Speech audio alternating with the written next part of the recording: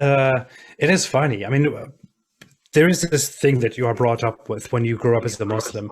There's this sentiment, this whole idea, and you are indoctrinated with that from a very early age.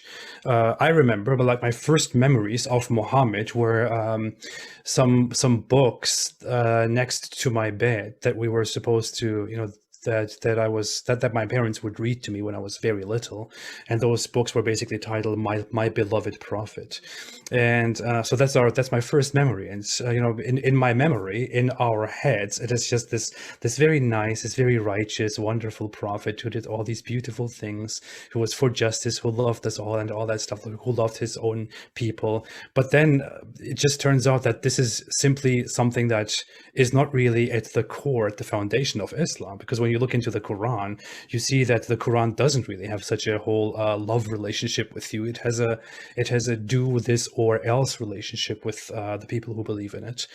Muhammad wasn't really that caring. He easily did extremely atrocious things. He was horrible with women, while also apparently, on the surface, doing some good things for them, but then really abusing them.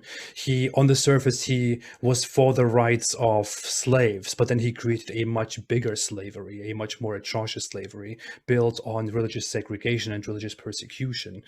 And his whole life, his whole time of prophethood was full of war, pillaging, massacre. And you just see, when you really look into the sources, when you are confronted with the real Muhammad that you read from the sources itself, he is so much different from the Muhammad that you are introduced to as a child.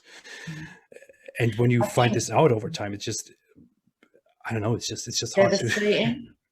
Yeah, Yeah, yeah. I'm just trying to put myself in that position. I didn't have my beloved prophet. I had Mrs. Nibble.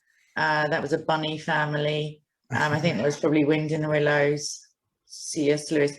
If I'd have found out that Mrs. Nibble on the side was a mass murdering, like narcissistic, somewhat pervert, like, I think I would quite rightly still be in counselling even now, because she just doesn't look the type, the little Yeah. bunny ears and the yeah. But the thing is also that the writers of those like child focused books on Muhammad are absolutely deceiving, because they Yeah. themselves, if they're any kind of adult Muslim who's ever been into a mosque or read a newspaper, know that even though there'll be a justification along if you wait long enough, because he was always being attacked.